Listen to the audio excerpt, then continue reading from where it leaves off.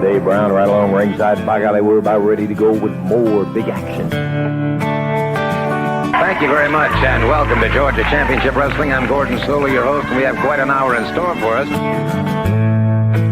Hello, everyone, and welcome to Championship Wrestling at ringside. This is Vince McMahon, along with wrestling's only living legend, Bruno Sammartino.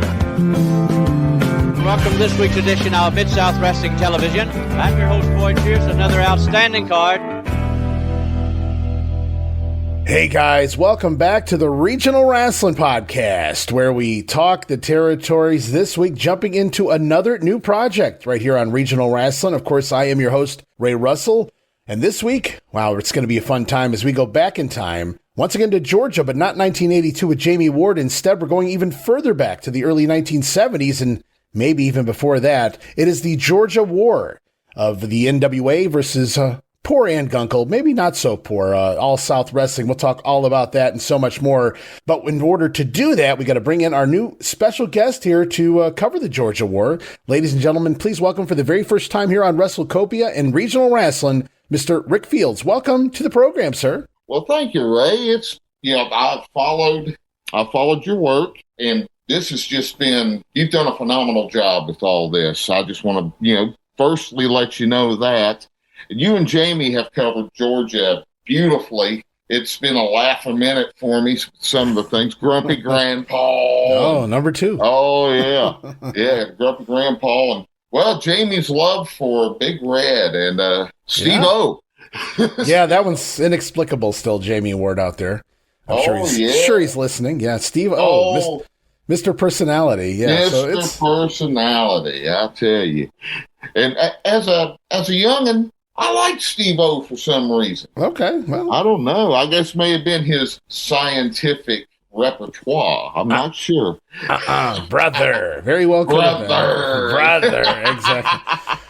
Well, Rick, it's great to have you, man, on board here. You reached out, and we've talked quite a bit here over the last several months, and when you showed interest in this huge thing that went down here in the Georgia territory specifically, it's not often I try to do two different projects on the same territory at the same time, but this is such a different dynamic that I thought this would fit in perfectly. Yeah, I agree with you wholeheartedly on that, because this, I will first explain it. I didn't know about the Georgia War until the internet. Right. I did not know. And, I would say I was 24 when I first found out about it. And it fascinated me, because Georgia Championship Wrestling is what got me hooked into this crazy business. And of all things, I was 6 years old in 1979. I just gave away my age there. When we first got cable. And the first person I saw on TV on that show was Ricky Fields. Wow. So, as a 6-year-old kid, hey, that's pretty neat. The guy has the same name as I have. No kidding, yeah. Yeah, and then I stopped watching for a couple of months, and what really got me hooked was the angles between Austin Idol and Kevin Sullivan and Grumpy Grandpa, Mr. Wrestling number 2, and Mass Superstar Bill Eadie. Yeah. Who's, I'm glad it's recently going to be honored in the Hall of Fame. Right. And from there on in, I didn't miss a week. I did not miss a week for probably 2 years. But without what we're going to be covering, which is Atlanta before WTBS. Right. And we need to see the nuts and bolts of this group, how it was formed, the main players, the movers and shakers, and how things really progressed over time. Atlanta was a hot territory. Even before cable, it was good for the boys. It was, it was a short travel territory that paid well. Paid about as well as the promoters would let them, because as we're going to find out later, McIntyre and Gunkel were pretty tight with their money. Imagine that. Oh yeah.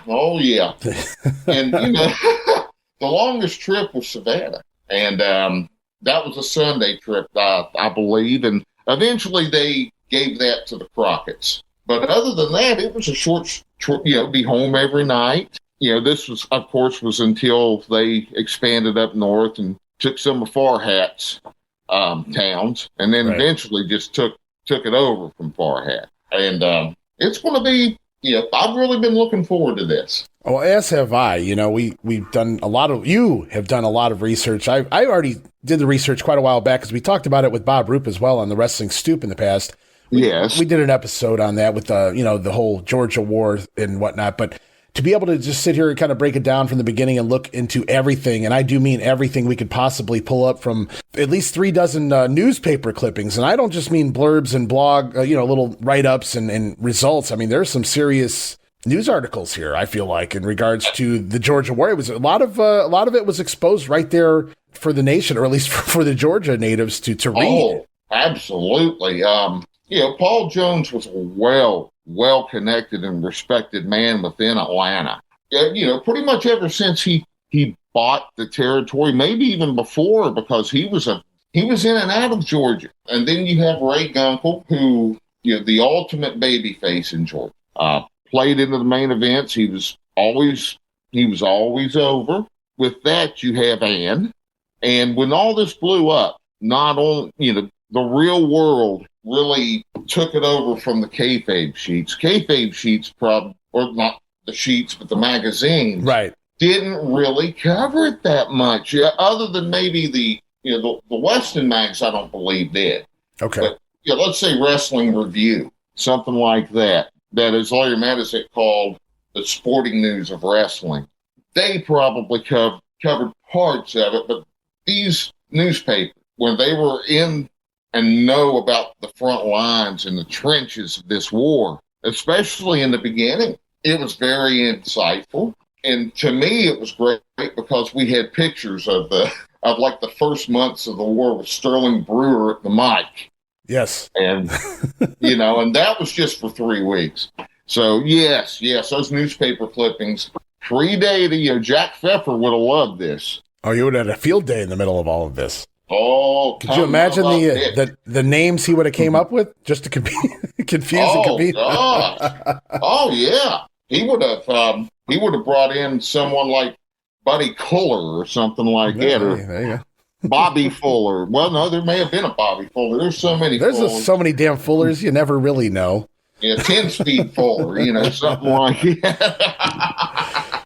But however, it was a very interesting time in Atlanta. Yeah, the early to mid 1970s. We're going to be digging deep into that in the upcoming episodes. Yes. Make no mistake about it, this is not a one-off. This is going to be a project because we got a ton to dive into. We're going to look at all of the talent that was working for both sides. We're going to dive into a lot of the feuds and everything that was going on at the time, because a lot of people talk about the Georgia War. We've seen YouTube videos and other podcasts and things. They discuss the Georgia War, but they don't go deep into everything that was going on. Like, what was on the TV screen? You're telling me about the feud behind the scenes, but what were the talent doing? And I'm looking forward to doing all of that in the upcoming episodes.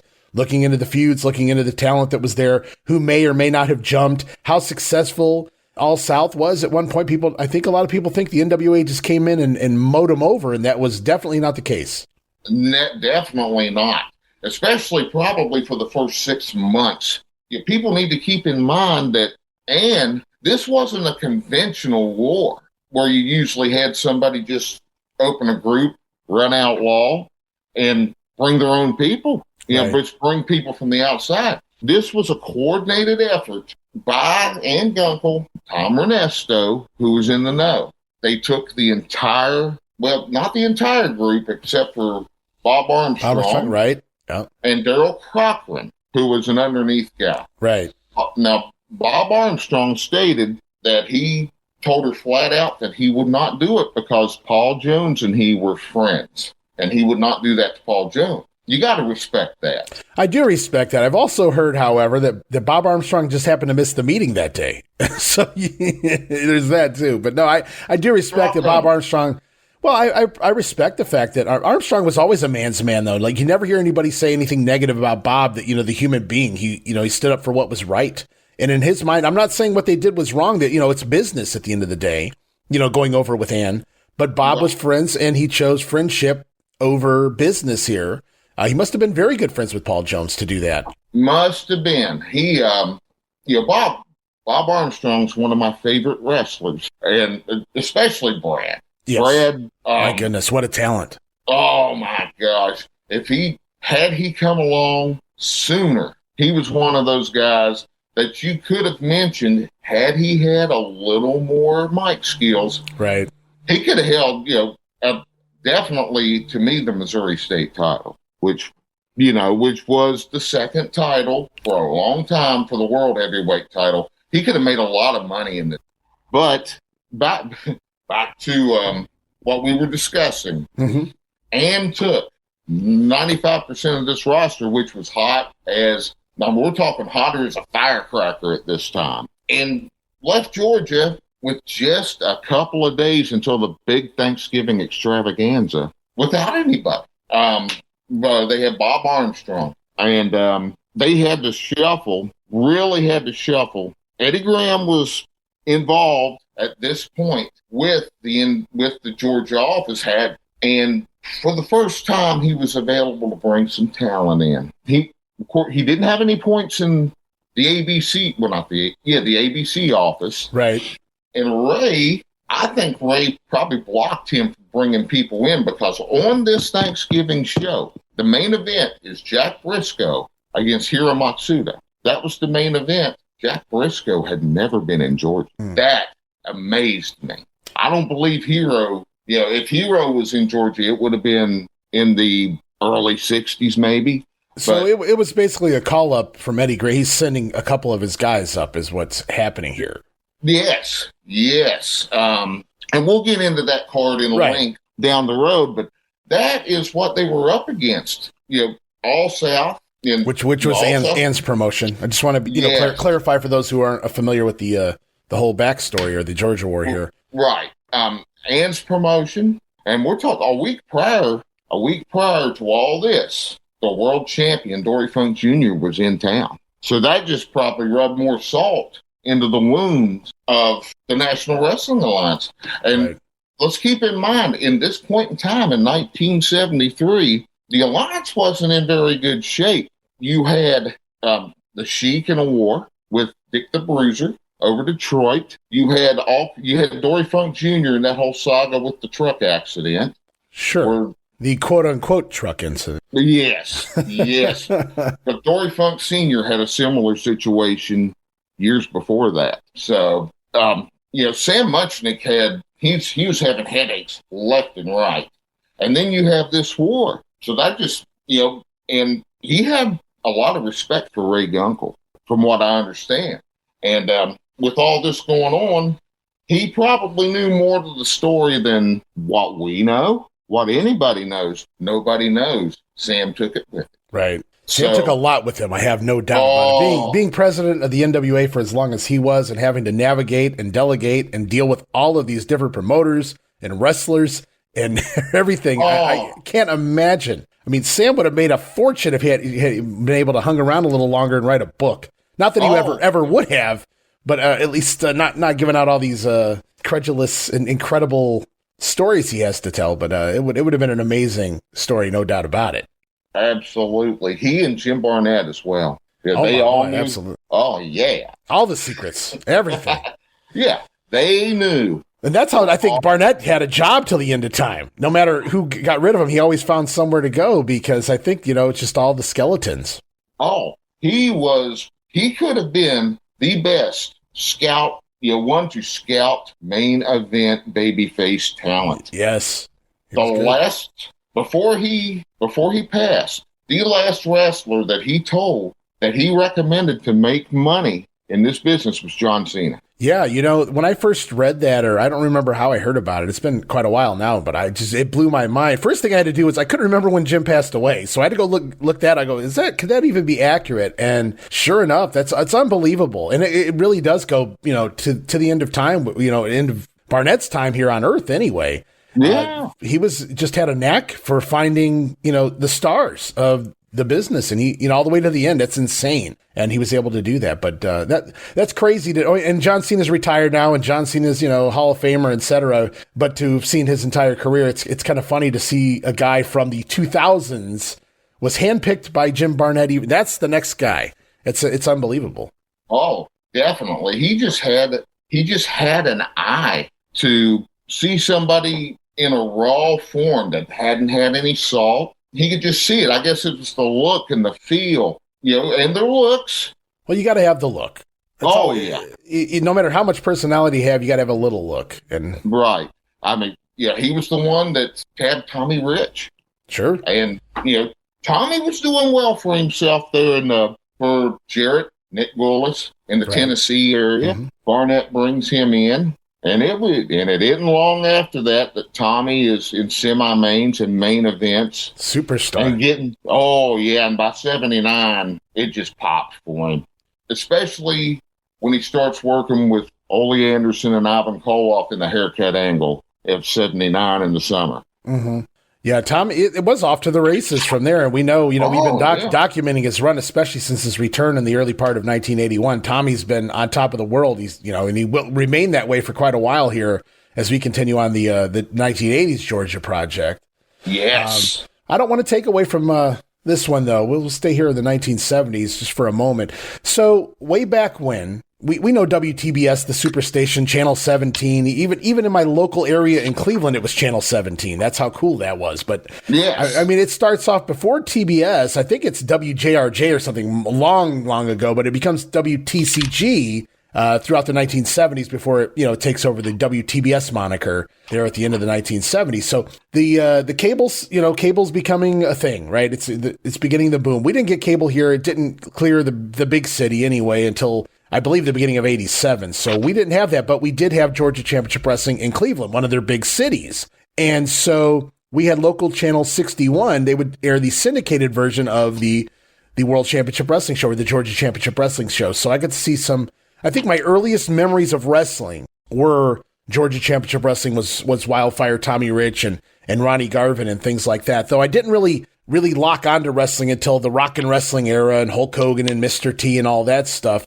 My earliest memories were of, the Georgia product and those names and that talent.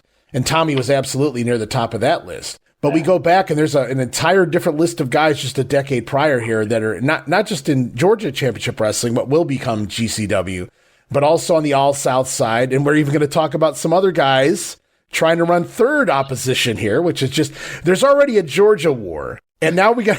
and now we got old Thunderbolt and crew. We'll talk about it when we get there. But now we got a third crew going, hey, while these two are at war, maybe we could just come in and steal the whole pot. It's kind of delusional, but it's an interesting story when we get there. And the story behind that is really an interesting story. And poor Thunderbolt, this guy could have, he printed money in the 70s.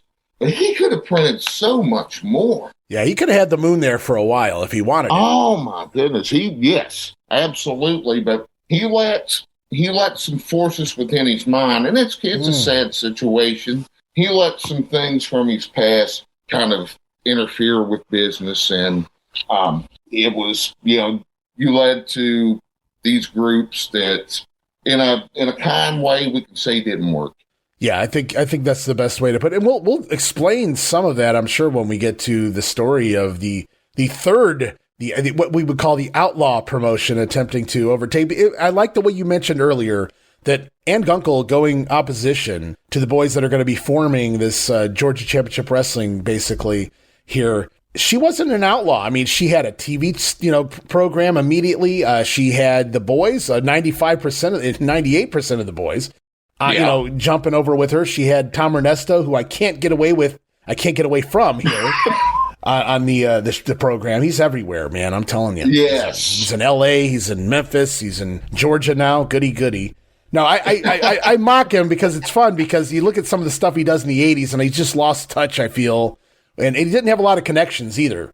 He's calling on guys that are, 50 plus years old and stuff to come in and work in the 1980s, and they weren't in their best of shape anymore. But no, Tom had been an amazing heel talent under the mask as one of the Bolos, and of course one of the original Assassin #1 before Jody takes that over when he retires. So Tom had a hell of a career in the ring, one of the top heel tag teams of all time. And then he was definitely given credit as a good mind behind the scenes as well as a booker here way back when. Oh, definitely. What we're looking at here, I've listened to the Memphis stuff, and You and Gene have him pretty tabbed well for 1985. Here we are going to look at Tom at his creative best. Excellent. And going back to 70 and even before that, Ray liked Tom Ernesto. He was wanting Tom to have a piece of the action in Atlanta and ABC booking, actually. Mm-hmm. And of course, the other partners, it was to the point there to where if Ray wanted everybody to have, $100,000 apiece, they disagree with it. If they were going to split money, he was going to give them free money. They would disagree with him because the relationship between Ray Gunkel and the members of the group at that point was so strained. And we'll get to that at some point in time. Right. Ray was a businessman. He was intelligent about business, and he had such a percentage of the company that he would do it his own way. He would have his own guys. He didn't want, like you see in a lot of the other territories here, people coming, even from Florida. He had his own guys. If he'd bring somebody in, it would be a Wilbur Snyder from Indianapolis, which I'm sure they were friends. Mm-hmm. He didn't really need that because the people of Atlanta, the fans, they were still coming out and they were still hot for the core crew. And he could just fill gaps in, mid-card gaps, low-card gaps, and continually at least draw a good crowd. He wasn't, like we see in Memphis and some of the other ones where they were on their ass for a while and then had to hotshot something or bring somebody, a huge name in. Right. Atlanta didn't have to do that. They built towards their titles. That was the good way to book in those days. Put emphasis on the titles, perhaps one main hot feud, for example, Gunkel and Buddy Fuller and the Assassin. And, and the world champion coming in on occasion. Now, he didn't come in like, the world champ did not come in like we would see in cable down the road, the Say Harder race coming in every 3 or 4 weeks. Right. The world champion would come in just several times a year, and do the week loop, and it wouldn't be the same guy either. He would defend, for example, in Marietta, he would go against Bob Armstrong. Dory Funk Jr. would go up against Bob Armstrong. And then Atlanta, go up against maybe the person on Atlanta TV that was hot, say Dickie Steinborn or someone like that, where it meant something to have the world champion in town. And you build these guys up. Dickie could go. Bob was a little young at the time, but right. Dickie Steinborn could go. And in 1972, just like any other time, the fans could be going in and saying, "Hey, we're going to have this could be it tonight. This might be it. This could be the night." Absolutely right. Yeah. I'm totally on board with that. And I that was something that was so fun. You could see the structure of that. Even into the early 80s here, sometimes you would see if Harley comes to town or even if Flair comes to town, he might work Tommy Rich at the Omni, but maybe in Augusta he's working Wrestling 2 or something like that. So the crowd's getting a different match, and it depends on who, it's so funny, too, to have a territory built in. Everybody's watching. Well, not everybody, because we do have different TV in certain cities, actually. We'll talk about that, too, I'm sure. But it's funny because certain guys are more over in this town than the other guys, so you kind of work that way. And it's intelligent, obviously, from a booking standpoint, to give the fans the biggest money match if you're wanting to, to make the biggest money from the, sell out your building or whatnot. But it's funny that you go back and you see something like that when nowadays we're kind of trained like, well, this is the feud, so this is the match that, everybody's going to get. But I do love the fact that you can kind of go back and see that they had to work with everybody, and they were capable of. That's what those NWA world champions from that era were capable of, working any style with anyone, babyface, heel, and any size, shape, or form. Absolutely. Dory Funk Jr. and, to me, Jack Briscoe were the mold that you should create for a world heavyweight champion. Dory could, of course, we hear this phrase a lot, work with a broom. And he was so smooth, incredible. And he laid it in. I mean, he was a pretty aggressive guy in the ring. Unfortunately, most of what exists of Dory is from the 1980s when he slowed down, worked at, slower pace and style. Well, he was getting a little older as well, but just kind of changed things up. But if you go back and just, I'm sure it's on YouTube. I've been able to cover a few of his matches from All Japan as well with Dan over there on the Patreon. And you go back and you have a new appreciation for Dory Funk Jr. if you just go back and watch his earlier stuff as world champion or just after his world title run, because he was aggressive. He was quicker. He really laid it in. It looked real. I could see why he was the world champion for as long as, that and that accident. Yeah. Dory was tabbed probably from day one, of course, by his father, Dory Funk Sr. Right. But, he was showcased in St. Louis, as was Jack. But Dory, he came up quicker, and he was more polished as a professional wrestler. And you can see that there was going to be something at some point with Dory Jr., that he would be the world, he would at least a top 3 pick in the 60s as a world heavyweight champion. And it doesn't hurt that they have relationships with a Gene Kiniski that could put him over like $1 million when he did win the championship. Once he got it, the crowds were amazing when he was in town, just due to his work rate. And as you say, his ability to just lay it in and go. Definitely a machine. And, I never really sat here and thought about it, but you brought up an excellent point that Dory Funk, and Jack right after him as well, but Dory Funk was really the prototype for the future of pro wrestling. He kind of took that old school style and brought it into a new form to some degree anyway, and kind of mixed it up with the mat wrestling into the laying it in kind of routine. But Dory did the trips to Japan, and he came back and he brought that style with him, and he kind of learned all these different forms, if you will, and he morphed it into, that's why he had so many 60-minute matches. He was just able to go, and he never ran out of wind. And he was if anybody wants to do any digging, I encourage you to do so on YouTube or whatever the case may be, of looking up some of the earlier Dory Funk stuff prior to his run as Hoss Funk in the WWF, or even his stuff when he was booking in Crockett and things like that.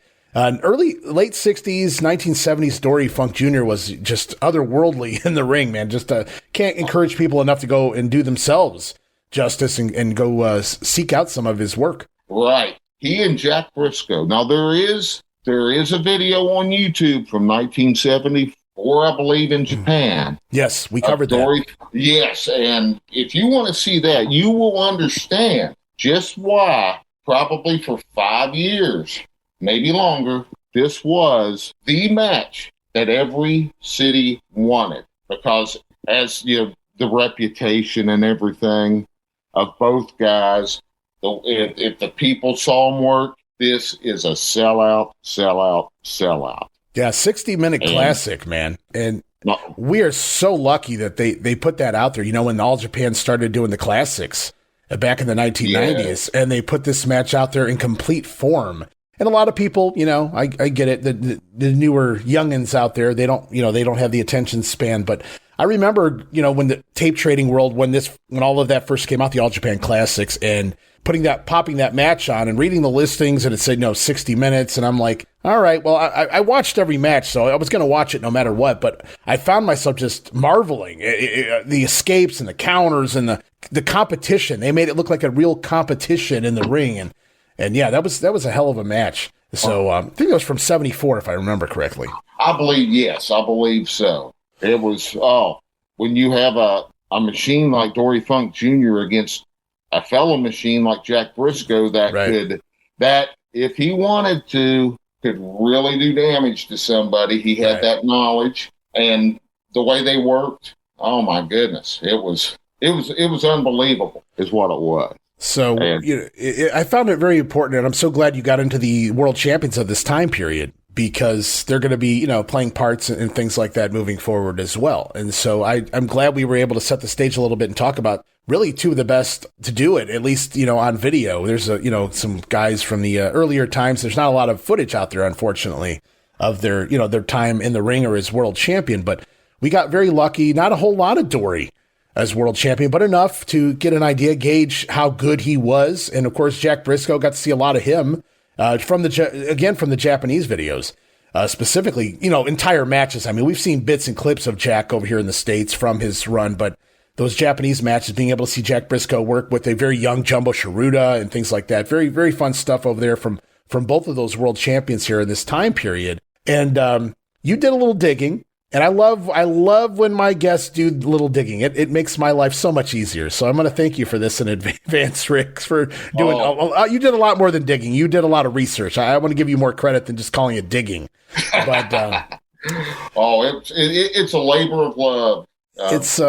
It's so helpful though, with so many different projects. I do everything I can, and it's great. Like we do an ICW right now with Steve Crawford, and he sends me all his notes, and everything I looked up, it's pretty much already in Steve's notes. People know me. I'm very anal. I have to do my research. I have to do my notes, but by the end of going through Steve's notes, I'm always like, I guess I don't need to add anything, so I kind of let Steve take over, and we off to the races we go there with the ICW stuff. And just had Phil Adams on. He did some extra digging on some of the lesser known promoters in the early days of St. Louis. So again, shout out to Phil for helping me there. And I appreciate you right here, man, doing some digging. You went back in time to kind of get some of the early ideas of what was going on in Georgia long before the war. We always set the stage here. And this episode's a little hybrid of setting the stage, but I also wanted to give a little overview of things to come, which I think we've done. And I'm looking forward when we're not even there yet, guys, and I'm already excited to talk about the Georgia War. But you went pretty deep back. We got a lot of results. They're just random results, some of the headline matches and things from the 20s, the 30s, the 40s, and we'll jump into some of this. You got some other notes here I saw you sent me as well. But you told me this morning that you actually found a match that dates back to, was it the 1870s? Yes, it was. Last night, I was just scanning through YouTube and found a brief history that somebody had put out of Georgia Championship Wrestling. Okay. Now, there was a lot of inaccuracies in it, which, the page is going to remain nameless because of that.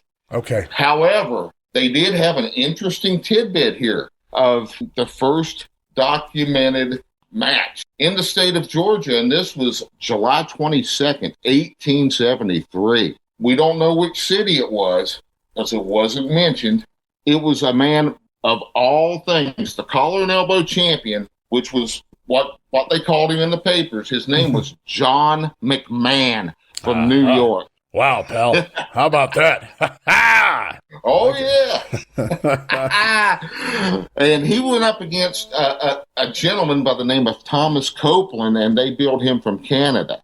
Okay. So, and McMahon went over, and this match was for $2,000 in gold in 1873. That's a lot of money. Plus the championship. So what we're thinking here is maybe this is the earliest days of the song Stand Back. Stand back, pal. Great grandfather John McMahon won that $2,000 in gold, and somehow they parlayed that into the World Wrestling Federation, perhaps late. No, I'm just kidding. But that would have been a fun story.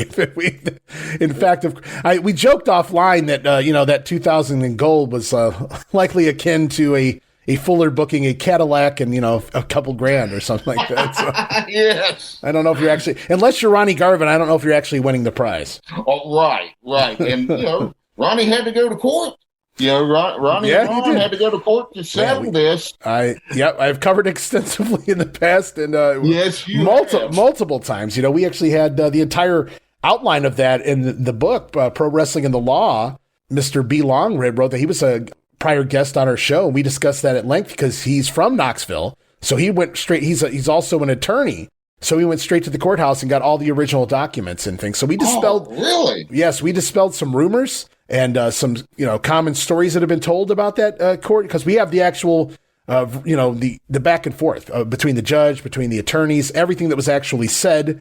And it not only does it dispel some things, but it also, a few guys have been telling some tales for a while. Let's just put it that way. Oh, goodness, yes. You're looking, if anybody wants to know about the goings-on in Knoxville, refer to a couple of episodes of The Wrestling Stoop right here on WrestleCopia with Bob Roop. Yeah. And if you want to go to Ron Fuller's Studcast, he has his end of the tape. Right. And I loved listening to both of them discuss this and then look at the end result. It was, to me, to me, it was just, I can't tell you. It was just, kayfabe versus shoot.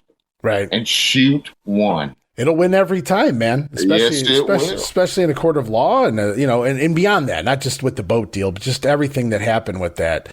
It's really unfortunate. I feel like at the end of the day, I feel like that could have easily been settled had, it's not a fault of one person in that whole story. And I think we're going to get to that here in the Georgia War, maybe a little bit too. If people had just sat down and acted like mature adult, heaven forbid in the wrestling business that happened. Right. But had people just sat down and said, all right, look, we're gonna talk business here. We're not gonna talk about my every way to cut your throat so that I can get $17 more a week. If guys had just sat down and done some things properly, I think we would have a different outcome, but we wouldn't be where we are today either, if things hadn't happened the way they did. Exactly. Well, you would not have had Mr. Wrestling number 2. Oh, that's for sure. That would have been unfortunate. Yes, and that was, that would have changed the whole face of Georgia. Yes, there would have been in the 1970s. Many a less knee lifts in the world of pro wrestling, that's for sure. Yes, and also, Bobby Simmons told me that if you put Wrestling 2 on a poster and just put it in town, there's times where you're guaranteed a sellout. And I don't know in the 70s if most anybody could pull that off. No, and that reminds me, yeah, absolutely. And that reminds me of a story Bruce Pritchard told a few years back on his podcast about Hulk Hogan. And Vince kind of sitting in the back going, Hulk Hogan can draw against anybody on NBC. And, that's kind of how the whole Hogan Genius match comes about in 1989 was because it was like, oh yeah, well, put him up against the Genius. Let's see if it draws. And it did well. And it's one of my favorite Hogan matches, honestly, mostly because of Lanny Poffo's selling and nonsense in between, but it's a very memorable match. And I'm not trying to compare Hogan and Lanny Poffo to Wrestling 2. And, I'm sure all the great territory fans out here are like, how dare he? But at the same time, I'm trying to boost Wrestling 2 to the level of 80s babies like me. Like I was born in 1980. Anybody can understand, anybody who lived through the Hulk Hogan era, whether you like the New York style, whether you like the WWF, whether you liked Hulk Hogan or not, you can't deny the fact that, that guy, you put his name on something and it just prints money. And that Wrestling 2, which is so odd because it's like, we got to come up with something. Stick Johnny Walker under a mask. He's Wrestling 2 because we already had a Mr. Wrestling. So let's just call him Wrestling 2. And it got over. It just revitalized Johnny Walker. Johnny Walker didn't even have a career anywhere close to Wrestling 2's career, even though they're the same person. I mean, in the ring. Right. He was primarily a tag team guy in Tennessee, and he did have somewhat of a really good run in Florida as the grappler. And basically, by the time Jerry Jarrett, I believe, was the one that came up with the idea of Wrestling 2. Johnny Walker was working his way out of the business by then. I think he was running a gas station. What somebody had told me. He was working an injury angle with Buddy Colt in Florida. Buddy had broken his arm, and they got in contact with Mr. Walker and said, hey, we want you to, we need Tim Woods here in Florida. He's working main events here. We need another masked man. We need another Mr. Wrestling. And this was in the very beginning of the war, the first month of the war. And, Walker comes in, they put the mask on him, and it isn't too long after this that he is hotter than Tim Woods, which is pretty doggone hot in Atlanta because Tim Woods, up until that point, was always a very popular commodity, he was a very good talent. And the best thing about this was he and Walker were really, really good friends. Well, that always helps, especially being able to use the moniker. You got to pick the right guy for that. It's interesting that they chose to go there. I mean, it was successful, so I'm not, knocking it, but usually you don't have a number 2 unless it's a tag team, the Assassins or something along those lines, to give Johnny Walker a hood and say, all right, we're going to make you a mask gimmick. And then just to take somebody else who was very successful, Tim Woods, and make him Mr. Wrestling number 2. I get the idea of, well, we're going to use the Mr. Wrestling name because it's over here. So I totally get it from that standpoint, but it's interesting strategy-wise to use a name that's already been used and just add a number 2 to it to see if it's going to work. And You can't imagine. I can't imagine anybody thought it was going to get over as well as it did. Not even Johnny Walker. Oh, no. Actually, you were probably thinking, and they were probably thinking, that this was just going to be a temporary stopgap until Tim Woods could become readily available for Atlanta after he's run in Florida. And it became gold. And, later on we will discuss how it became what it was, and the eventual heel turn at the beginning of 74, and just the money they made for a few months off of this, off the feud between 1 and 2. and that's what I'm really looking forward to, because again, we are talking about the Georgia War, but this isn't just about the NWA and Ann Gunkel. This is about everything that went into it and who came out of it. In this instance, like wrestling too, like he just happened to be in the right place at the right time, and with the right gimmick, and got over a thun, if you will. You mentioned a name a little bit ago. I know you had corresponded with him a little bit, and he has a lot of back history here in the Georgia territory. So why don't you tell everybody a little bit about who Bobby Simmons is, if they don't already know? Okay, Bobby Simmons. He eventually, at a very young age, was working for ABC in capacities like maybe ring guy. He went in to be a referee. His mentor was Charlie Smith. And if anybody had heard or listened to Charlie Smith and his stories and just the way his demeanor, you couldn't help but like the guy. He was I would say he was a very good friend of mine through the interwebs, I guess you could say. Mm-hmm. Bobby was a referee for All South during this war. He eventually, once the war ended, Tom Ernesto told him the night that it closed, do not go to the office tomorrow, because they were all the old All South talent was going to go to the office and meet with Jim Barnett, the booker at the time, which was Harley Race. And Bobby, unbeknownst to him, was taken care of. Tom was bringing him in. Bobby didn't know that. He went to the office, and the guy's like, what are you doing here? Oh. Well, Bobby was like, I want to know if I got a job. And eventually, he had that job. He tried his hand as a wrestler for a little while. He was sent to the Gulf Coast for the Fields family. He worked for a few months, maybe not even that long, maybe 6 weeks, and saw his paychecks, and he was like, I'm going back to Georgia. And he went back and resumed a referee role. And he eventually started working in the office for Jim Barnett. He did everything from cutting checks, selling tickets. For those of you that watched in 82, Bobby even did some interviewing. He even did some interviewing backstage at the Omni. Mm-hmm. His interviewing was a part of a couple of angles. I'm wanting to say just off the top of my head that Ole Anderson and perhaps Stan Hansen may have been attacking somebody while Bobby was interviewing them backstage. He was in Georgia, and I'm wanting to say this. Bobby, if you're listening, you correct us, until Ole Anderson run Jim Barnett out. And then Bobby, I believe, resigned. And other than the reboot of All South in 85 with Ann, I don't think he was doing too much in the business from there.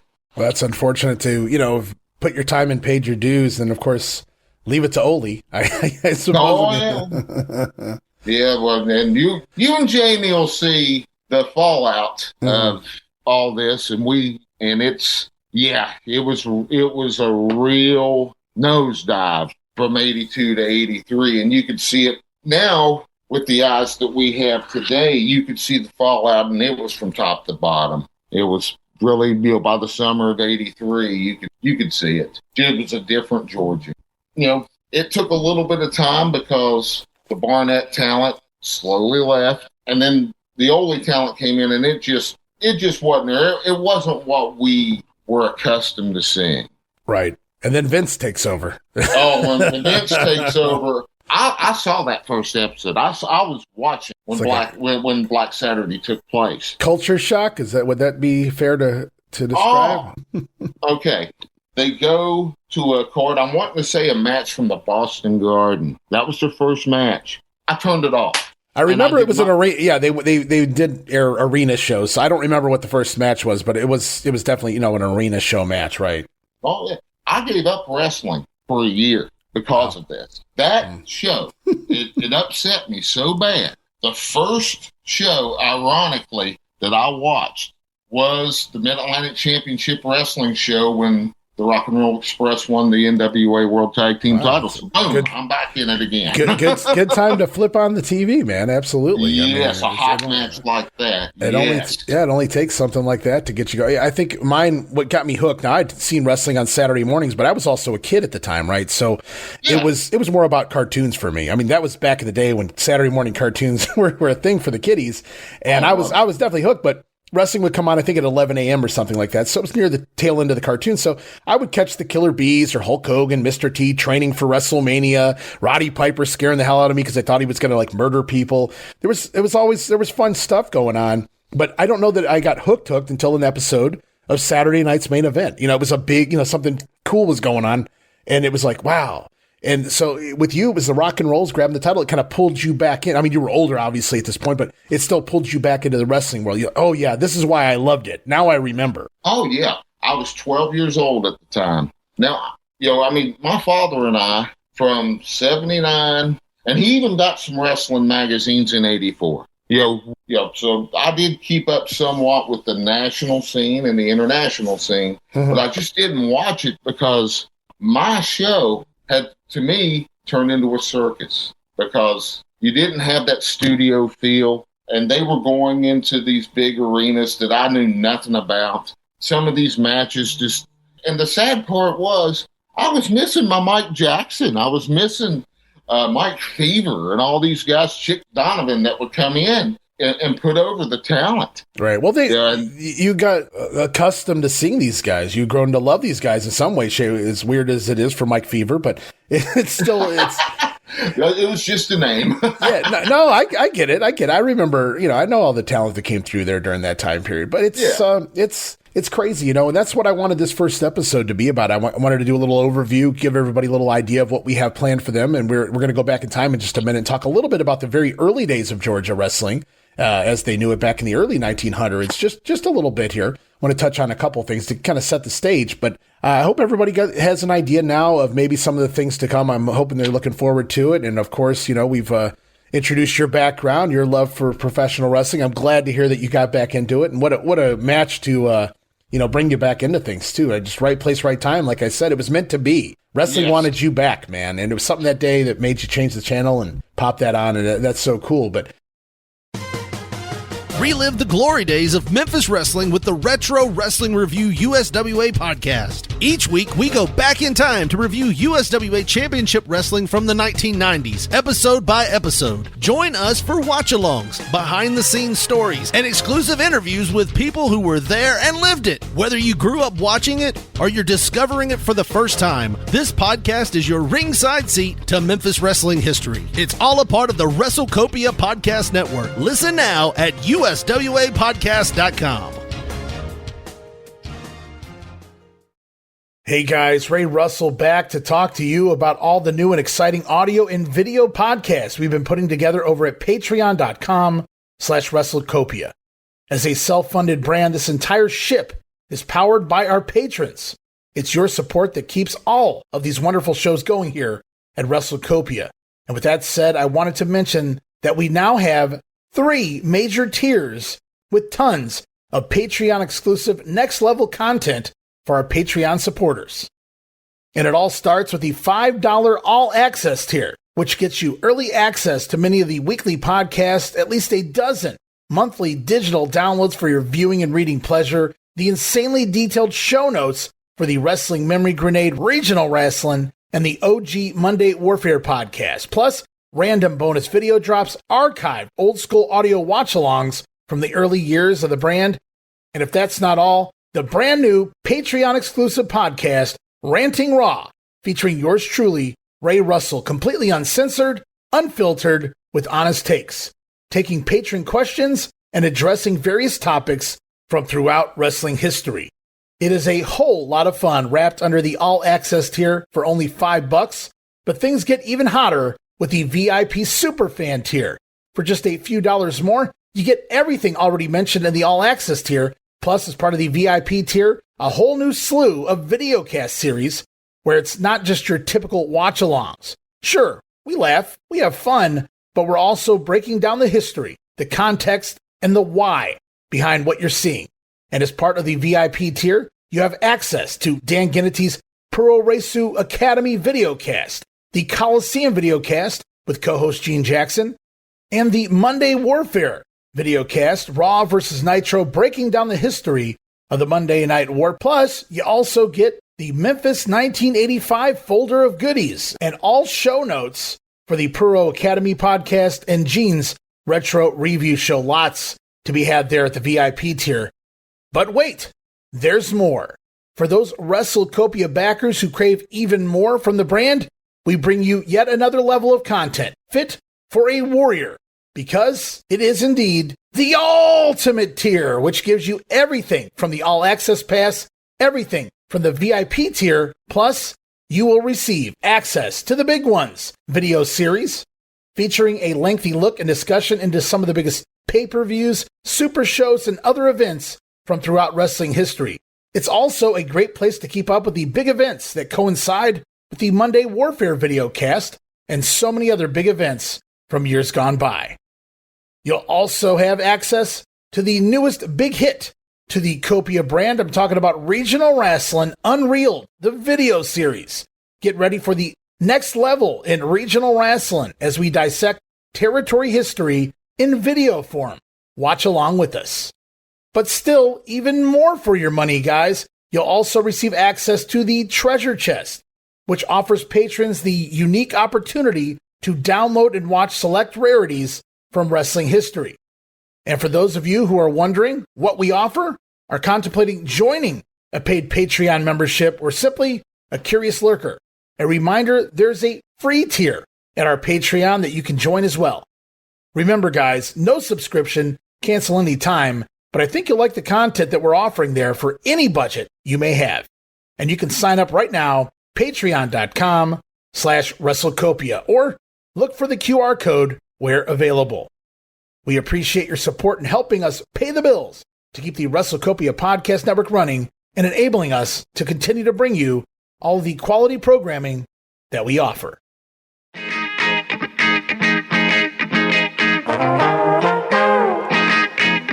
Hey, it's Bob Smith, and guess what? The Outdated Wrestling Hour is now part of the WrestleCopia Podcast Network. But hey, no fear, you're still going to hear the unique guests, comedy, music, authors, journalists, funny people. Who knows who's going to end up on the Outdated Wrestling Hour? Remember, it's all new and all old. So check it out in the WrestleCopia Podcast Network and wherever you get your podcasts. Listen if you know what's good for you. So you went back to 1873 and John McMahon, and for the record, after you told me that this morning, I Googled the name, and there was an entire Wikipedia page on this guy. So you guys do yourselves a service and go check out a little more about Mr. John McMahon, who was a collar and elbow wrestling champion, I'll have you know. So that's, wow. He's and he looks the part for the 1800s. I'll say that. He's got a hell of a mustache on him. So, all right. I'll leave that there. But so my digging, and it's also on your side too, because I got your notes here. Seems like wrestling in Georgia becomes more prominent by the 1920s. Like that's pretty much where we're really going to jump into things here. And would you say that's fair? Absolutely. Okay. Absolutely. Because you had newspaper coverage. You had the Atlanta City Auditorium I would say at the time, probably have about 3,000, an attendance of 3,000. And in the 1920s, we're talking before TV. We're talking just word of mouth and posters. Right. Posters in the newspaper. People loved the wrestling in Atlanta. And as you'll hear later on, it was probably one of the first real towns that you could get an ebb and flow about, talent and just the way wrestling worked at the time. I think, a lot of people argue and say Boston was doing well, New York was doing well. I don't think you can really debate that. Those are big towns, big cities. But I agree with you. I've seen a lot of people state that you really had a better idea of how a guy was going to work out necessarily anywhere he went if they came through Georgia. And it seems like in the mid-1920s, they become it's a really stabilized promotion. And it's kind of funny because it ties into another project I'm doing right now. We just had Phil Adams on covering the early goings of St. Louis wrestling, the wrestling history there. And I'm looking forward to having Herb Simmons on later as well to discuss the TV era. And we got more of that coming too, so stay tuned, guys. We'll talk about Tom Pax on the next episode of the St. Louis history show. But there was a promoter that was dipping out at the time we finished the first episode, and that was a Greek gentleman by the name of John Contos, who turned it over to his quote-unquote nephew Tom Pax to take over St. Louis. But Contos was really the guy given credit for essentially planting the seeds for what would stabilize into pro wrestling in St. Louis. So Contos, in many ways, was the godfather. I mean, he only promoted St. Louis for a couple years, but without him promoting there, I don't know what would happen. There's always somebody that starts the tree to grow, and Contos was that gentleman, and he went on to do some manager work and travel around a little while there, and he pops up here, and we talked about this at the end of the St. Louis show. He pops up here in Atlanta as a promoter, John Contos. So we're kind of connecting the dots here for the St. Louis show to the Atlanta show now. In 1925, 1926 or thereabouts. So John Contos now the promoter in Atlanta. So I'm picking up where we left off with St. Louis here with Contos. And you have some results here. And it looks like, he had all the big names in St. Louis. He was booking all the big talent, the world champions, et cetera, et cetera. So Contos picks up where he leaves off in regards to the talent. I see the names right here immediately. You got some results you sent me from the early part of 1926. Stanislaus Zbyszko over Jack Pisak. Joe Stecker, everybody know the world champion Joe Stecker over Zbyszko. Stecker in Londos even here in May. And it looks like they're working at the City Auditorium, which apparently holds 6,000. I'm assuming that had to be a sellout. Yes, it was. It was actually on the City Auditorium. I guess it seated 6,000 people at that time, and they filled every seat for Stetcher and Londos. Also, the card preceding it, Stetcher and Stanislaus Zbyszko also drew a sellout. And I'm having flashbacks of a mental mistake I feel like I made on that St. Louis show. So let me correct it here. And I'm sure everybody all the historians out there wanting to cut my throat. Sorry, guys, slip of the tongue. I feel like I said it was Władek Zbyszko who was involved with the Wayne Munn, the title change. And there were two Zbyszkos at the time. Stanislaus, a little older, but he was the one that goes in there up in New York and brings the title back to Jack Curley. And that Gold Dust Trio deal with Wayne Munn. So I feel like I said Władek was involved. I could be wrong, but I wanted to correct myself here because I am not Dave Meltzer. Yes, I said it. I will correct myself right here on the air.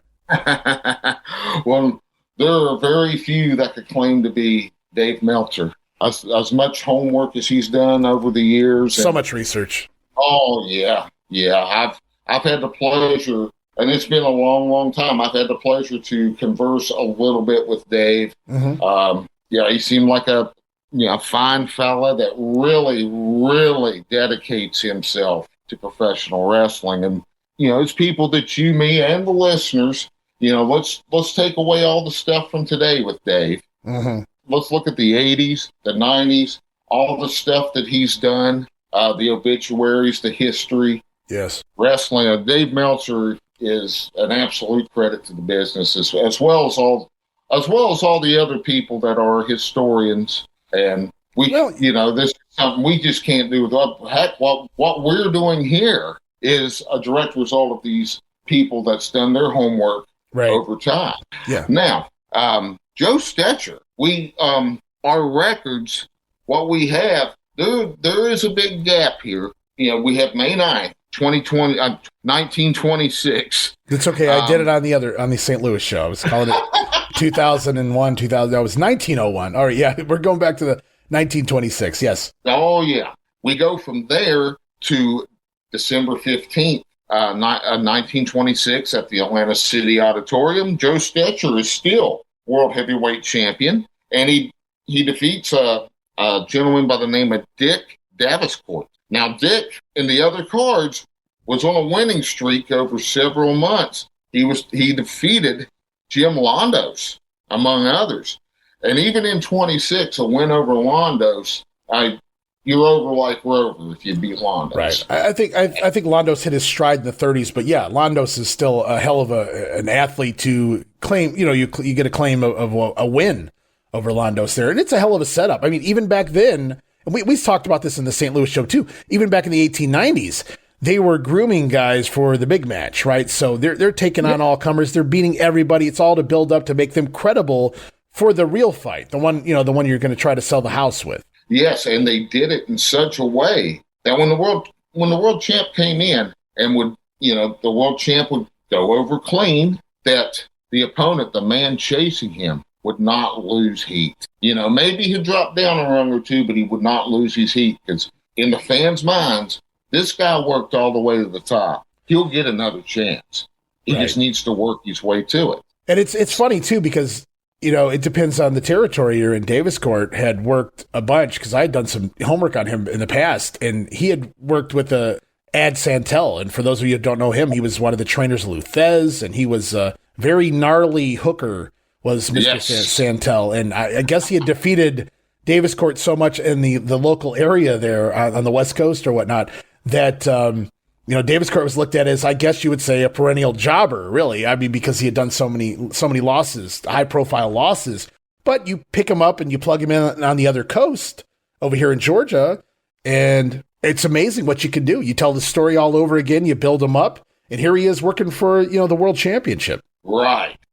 In those days, and even in the territorial days before you had cable penetration, a guy could go in and do jobs, TV jobs. Right. And go to another territory and get over. And get over pretty fast if they have if there's the right vehicle to put them over, to get them over. You could be in Kansas City 1 month and you can be in Georgia the other month and nobody would know nobody would be the wiser. And let's go to January 6th, 1927 in the City Auditorium. They only drew 2,000. So it's cooling down a little bit. The world champion in town. But the main event was Ed Strangler Lewis. And I believe this may have been his debut in the city. And he defeats a guy by the name of Cliff Bartley in 2 straight falls. Ed, and for those of you that may not know, Ed Lewis was one of what they call one of the best world champions that you would of all time. Right. He wasn't losing the belt unless he wanted to. And that's what we talked about a little bit on that St. Louis show was Ed had a knack. He could, he didn't get the nickname Strangler by accident, right? You know what I mean? And he could pretty much take anybody out at will if he wanted to. And that's why I was so fascinated. This guy was able to get over his own ego and pick out Wayne Munn, who had just been a football player for Nebraska. He was not a wrestler. He certainly wasn't a shooter, a hooker. He didn't even do amateur wrestling. If he did, it was like in high school, and that's talking peanuts there. But Ed Lewis finds Wayne Munn and goes, yeah, this is going to be it. He's going to be our world champion. And Lewis does the job to get Wayne Munn. Of course, we know what happens with that with Stanislaus Zbyszko and whatnot. That didn't work out too well. They get the belt back over there for Jack Curley. But it's fun to see, all the big names coming through here. But you hit the nail on the head. I think we saw some 6,000 sellouts there and going into the summer of 1926. And we don't have any results for the December 26 show, Stecker over the Davis Court. But that was a fun story as they built up Davis Court for the big, match heading into the Christmas time frame there. And we come back, less than a month later, and we're back here and we're only drawing 2,000, but we also don't have the world title on the line. We got to take that into consideration.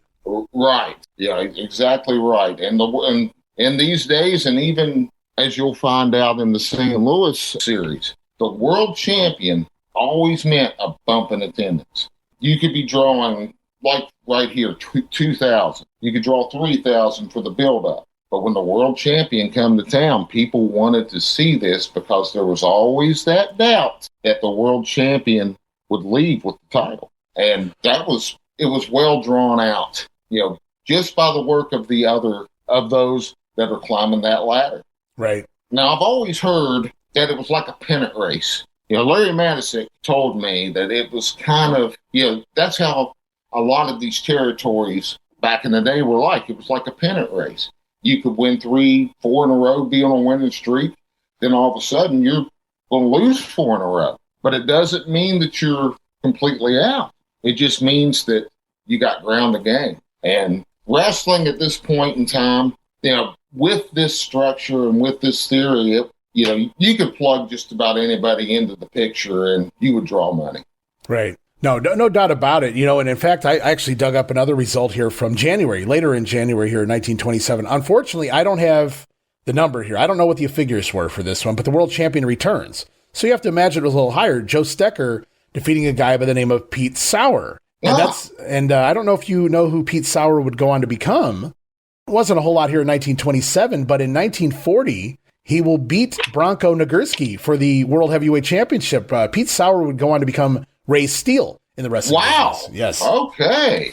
And Ray Steele was a big, well-respected world champion. He made his money. He got over. And later on, I believe he had some influence behind the scenes. Yeah, I mean, they gave him the belt for a year there. He, like I said, he comes in and he put some time into the business before he gets, there to get that world title. But he clearly had some rub backstage, as they say. Oh, so. Yes. That's something I did not know, Ray.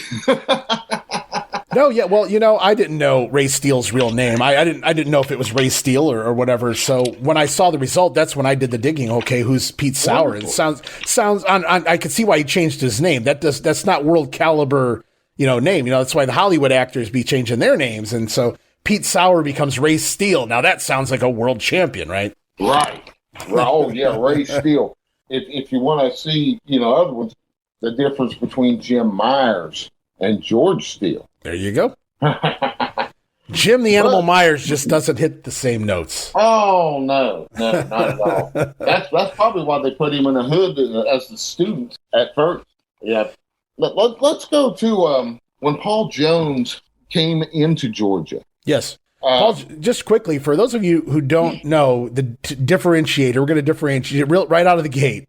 There were two Paul Jones in the wrestling business. There was the Paul Jones that everybody knows as number one, Paul Jones, who had a hell of a run in Crockett. He worked through Florida. Paul Jones, the manager, later on, unfortunately, not his best work, but he was actually referred to as young Paul Jones when he broke in by Paul Bosch, because the Paul Jones prior was so prominent in the Texas territories that you had to differentiate even there. This is young Paul Jones, not old Paul Jones, but the original Paul Jones, born in 1901, would work. He was a wrestler from the mid-20s through the mid-1940s, and he worked predominantly in Texas, but of course he came through Georgia and et cetera, but he would settle in Georgia and become a wrestling promoter. Right.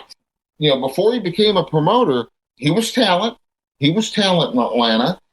He was one of those that, back to the pennant races, he would get a few wins. He would go up against a world champion, put him over clean, and then pretty much work semi-main events. He could have been like the Chief Jay Strongbow, so to speak, in New York in the 70s, but on occasion, he would get up there and have a shot in the main events against the world champions or the regional champions at the time. Right. But what he did in 1944, he bought out the promoters. There were so many promoters in Atlanta at the time. Sometimes there would be several promoters running shows, and some of them would have the same talent.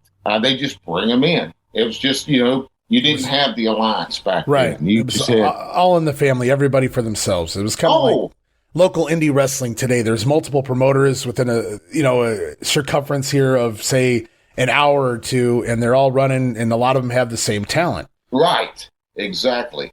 And, Paul, he had a vision. He had been to Houston. He had seen how people, how people ran their companies. And that was what he, I would imagine that was his driving force.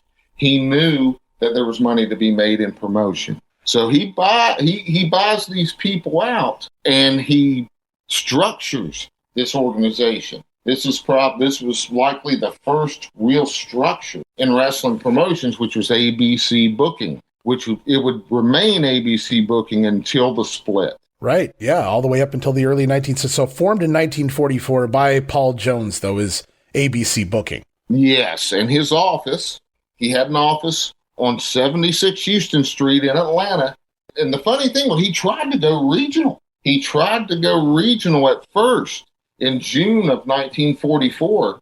He tried to run Nashville a few times. Wow. He tried from June of 44 until July 6th of 44. What we'll use as a good starting point for Georgia would be the July 14th card in Atlanta. All right. Because they did not run Atlanta the week prior. They were focused on Nashville and the other regions. So on July 14th, 1944, we have no attendance figure. It was in the Atlanta City Auditorium. Most of these cards, unless noted, were in the City Auditorium. Mm-hmm. Mildred Burke beat Mae Weston. Al Massey and Duke Kaplani beat Babe Saharius and Cowboy Luttrell by disqualification. And we will backtrack to a situation with the old Cowboy here later. Mm-hmm. Yeah, there was a certain boxing deal with Jack Dempsey. Yes. and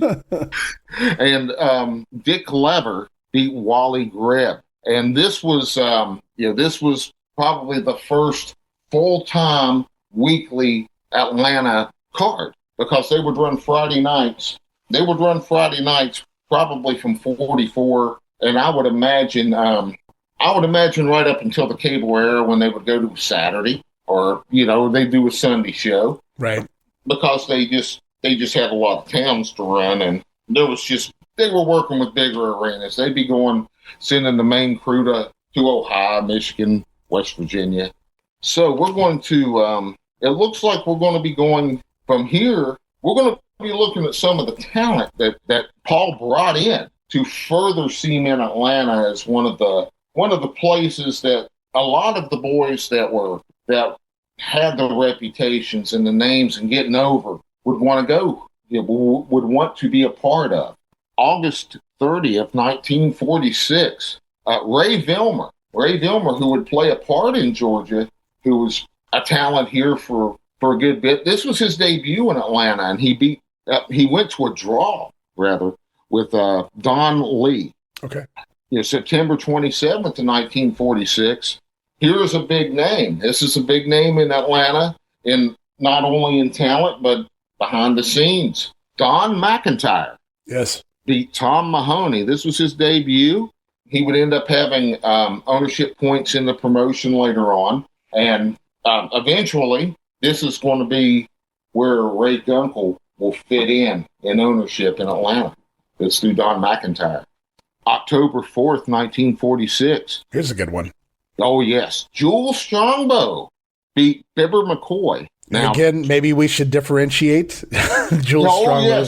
Yes. They would, WWF would recycle that. They did a lot of that recycle, not just Vince. I mean, a lot of people recycled names throughout time, from Dino Bravo to Nikolai Volkov on down the line. But Jules Strongbow, not to be confused with the quote-unquote younger brother of Chief J, in the 1980s WWF. This was the original Jules Strongbow, who actually, and you have here in your notes, would be a legend in Los Angeles. That he would. I remember there's a lot of old tape out there of the Hollywood wrestling, or the LA wrestling there, where Jules Strongbow would host the show.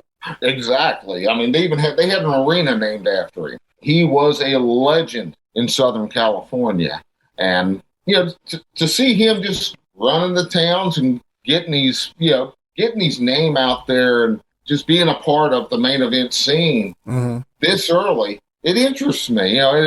You want to see the backstories.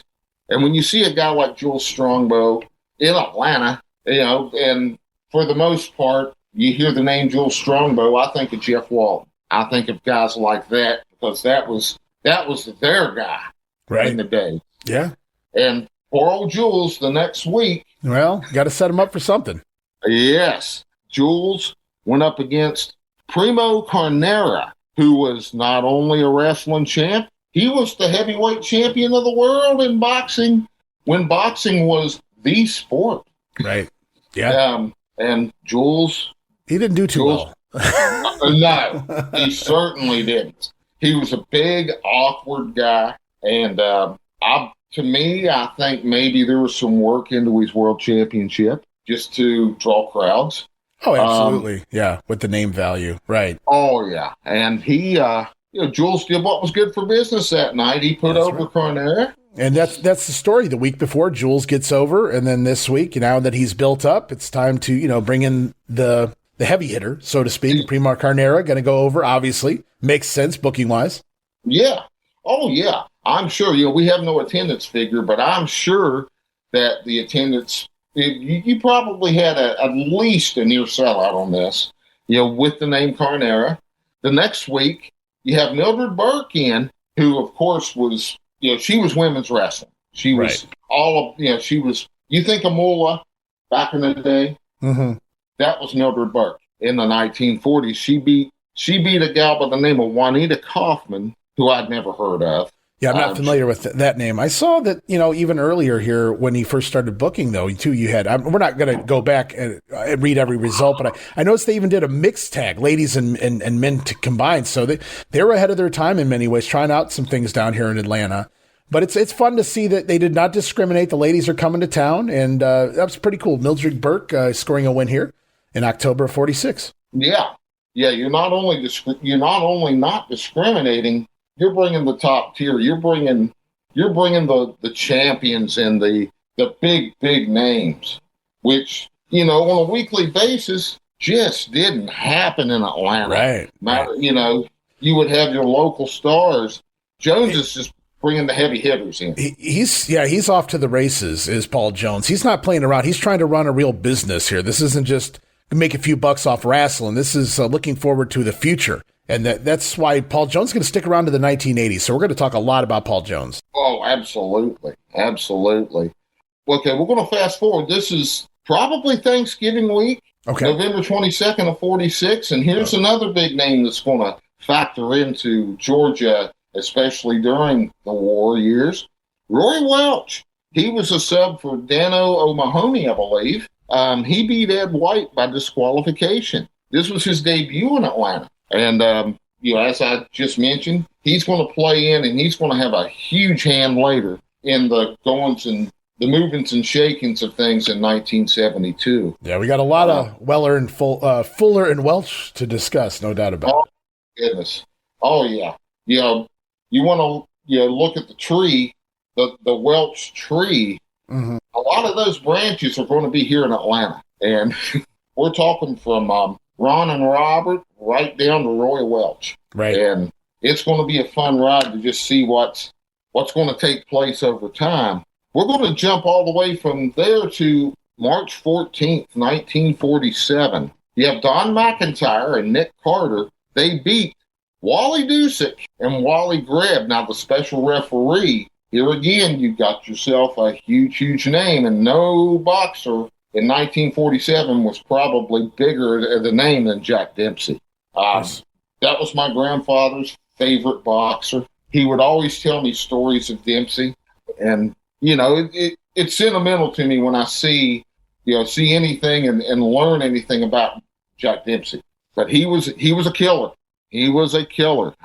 Let's go to May 10th of 47. Don McIntyre is in the main event again, only he loses to a gentleman by the name of Jim Caulfield. The special referee in this match was Strangler Lewis. So, again, Paul's bringing in the big names to draw and to paint his picture. And again, this is his vision, is to bring people in to help, to not only help the town and to draw money, but this stuff here, you're helping with, you're helping to either get people over or to keep people over. Yeah, this is for the time period, pre-television era. This is some excellent week-to-week storytelling in the ring based on the next couple of cards after this. Oh, because goodness. I'm scratching my head. Why is Jim Caulfield beating McIntyre? Strangler Lewis's referee. Did some shenanigans go on? Perhaps because we'll take him to the next week. Yes, May 16th, 1947. Now, obviously, Don McIntyre is a heel.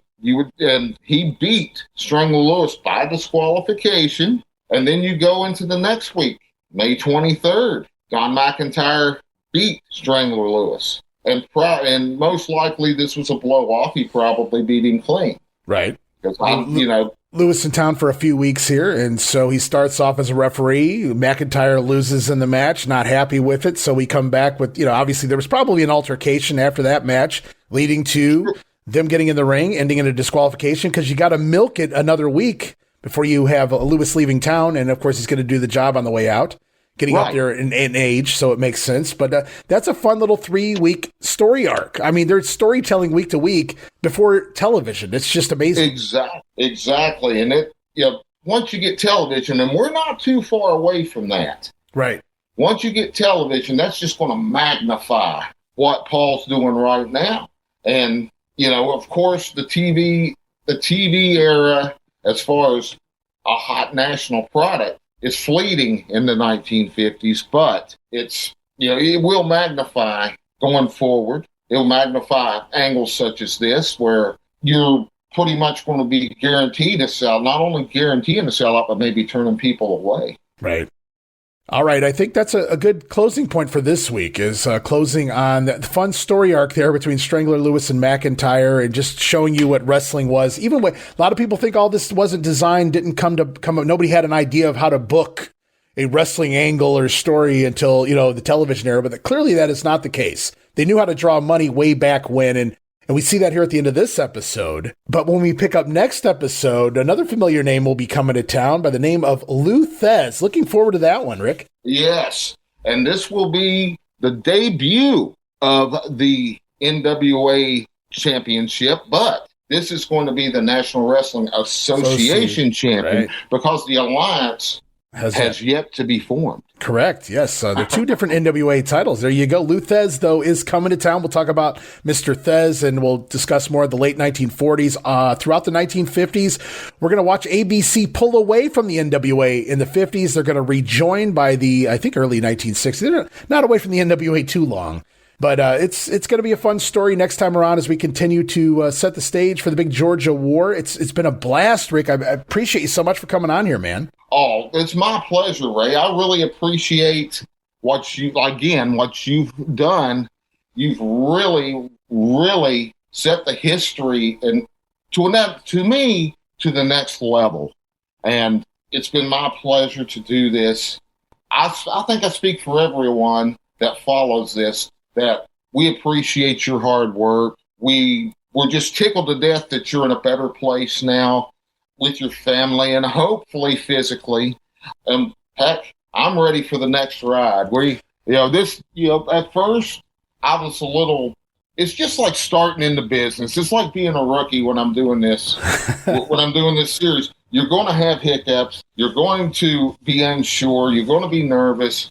But now, hopefully, I'm starting to get my gears together, and hopefully, you will enjoy what we're doing. And here down the road, we have a lot to do. So this is going to be a lot to do. Yeah, 90 minutes is unbelievable for me. It feels like we just started, right? We did just start this, because I'm looking at my notes here. I've got just one document open right now, about 53 pages in this document. We just ended page 3. So we have a long way to go. That's not even counting all the clippings, some of the old articles we can read through and things like that. There's so much more to jump into. And we haven't even nearly cracked the Georgia War. We're still a couple decades off from that. But I feel like next episode we'll be able to put a bow on the stage setting and actually get into the Georgia War from there. But man, do we have so much more for you guys. And Rick, I got to thank you so much for all of your research, because without you, man, it would have took a lot longer to get this off the ground. Well, you're most welcome, Ray. It's something I've been passionate about, like I said, since the late 90s.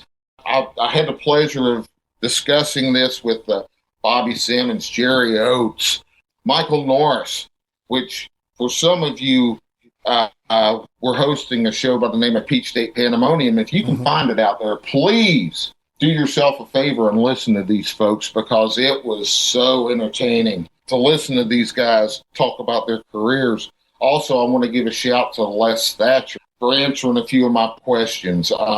Before he passed, I got to discuss a question or two with Jack Briscoe. In between our long NASCAR discussions, by the way. Okay. Yeah, fair enough. And that's just a few of the people that were there. Well, that have knowledge about it, and you have knowledge too, Ray. You have a lot of it. Hey, they say knowledge is power, man. You got to do the digging, though. You got to put in the time, right? Hey, let's just, we don't need Dr. Sahorian for our power. We'll leave that there. Absolutely. Yes, sir. All right. Oh, it was a fun time, man. I appreciate you, Rick. Again, it was your first outing doing one of these things. I think you did a tremendous job. I'm sure everybody out there listening will agree to that, because we've got plenty more Georgia wrestling history on its way very soon. Again, everybody, please leave your feedback when this comes up and drops on the social media. Let us know how you feel. And of course, anybody that gets this early on the Patreon, we appreciate your replies as well. But at this point, guys, we're going to wrap things up. We've got plenty more projects right around the corner. We've got AWA in the ESPN era. We've got, more of the Georgia War, obviously. St. Louis wrestling history off to a fun start. I'm working on Florida 1980 with several super fans and historians from that time, people even in the Florida territory at that time. So we've got a lot of fun things coming. Of course, we still have Memphis 85, Georgia 82, and everything in between. ICW, let's not forget, we're going to be closing the book on that with Steve Crawford. Where does he want to go next? We'll have to wait and see. But for this week, guys, going to wrap up Regional Rasslin. Thank you so much, Rick, for being here, man. Hey, appreciate it. The pleasure. Like I said, it tickles me to death. And, let's do it again, folks. Let's do it again. We'll be back soon. More Regional Rasslin on the way.